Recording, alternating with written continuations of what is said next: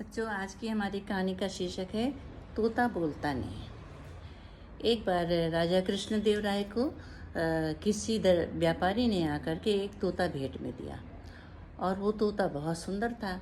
राजा को बहुत अच्छा लगा और उन्होंने अपने एक कर्मचारी को बुलाया और तोते को सौंपते हुए कहा कि देखो, इस तोते को बहुत ही ध्यान से रखना, इसकी उसको बहुत ख्याल करना, देखभाल करना, और इसको कुछ होना नहीं चाहिए और इसकी मृत्यु भी नहीं होनी चाहिए, इतना ध्यान से रखना। जो सेवक जो था वो लेकर के चला गया, उसको तोते को उसने पिंजड़े में रखा और बहुत अच्छी तरीके से देखभाल करने लग गया। खाना टाइम पर, पानी टाइम पर, और सब कुछ उसको हवा पानी, मतलब बहुत ही ज़्यादा उसकी केयर की जाती थी। एक दिन तोता ना जाने कैसे मर गया। तो अब तो सेवक जो था वो बहुत घबरा गया। अब क्या होगा? राजा ने कहा था कि अगर तुमने तोते के मरने की मुझे खबर दी तो तुम्हारा सिर धड़ से अलग कर दिया जाएगा। अब वो इतना घबराया और दूसरे दिन वो सुबह दौड़ा दौड़ा दौड़ा दौड़ा दौड़ा तेनालीराम के घर पहुंच गया। और तेनालीराम ने जब उसको इतना परेशान देखा, कहते क्या बात है कि तुम इतना परेशान क्यों? तो कहते कि महाराज का वो तोता मर गया है और वो अब मैं अगर राजा को ये सूचना देता हूँ तो मेरे वो धड़ सिर कटवा देंगे। अब मैं क्या करूँ? आप ही मुझे सा कुछ बताओ, मुझे आपका सहारा। तो तेनालीराम ने कहा थोड़ा थोड़ा धैर्य रखो, मैं कुछ सोचता हूँ।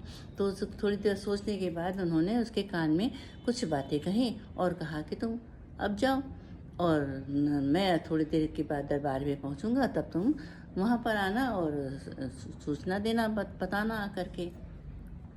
तो जब वो तेनालीराम दरबार में पहुंच गया, उसकी कुछ देर के बाद वो सेवक फिर दौड़ता दौड़ता आया, महाराज महाराज, तोते को कुछ हो गया है, न वो खाता है, न पीता है, न वो मुड़ता है, न उठ के बैठता भी नहीं है महाराज, वो तो हिलता डुलता भी नहीं है महाराज, मैं क्या करूँ? मुझे तो उसके देख के कुछ समझ में नहीं आता, हिल भी नहीं रहा महाराज, वो कुछ खा भी नहीं रहा है।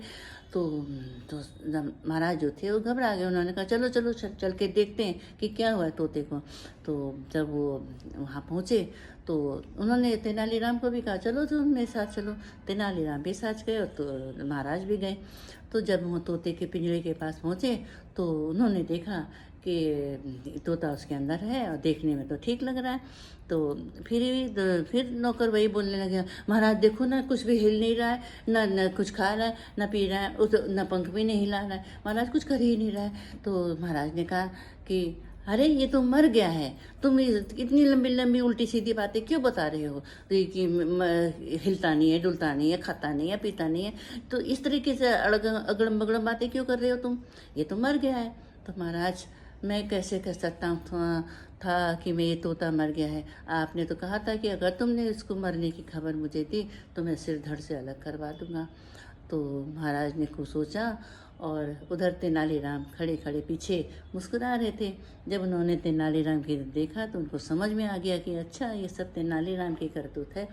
तो फिर उन्होंने तेनालीराम से कहा कि आज तुमने फिर एक निर्दोष की रक्षा की है और उसकी हत्या करने से बचाया है। तुम्हें बहुत बहुत धन्यवाद। इस प्रकार से तेनालीराम ने उस सेवक की प्राणों की रक्षा की और सेवक भी खुश हो गया और उसको महाराज ने कुछ नहीं कहा। तो जब बुद्धि से काम लेने से कठिन काम में भी आसान हो जाते हैं बच्चों। धन्यवाद प्रभु बच्चों। और अगर आपको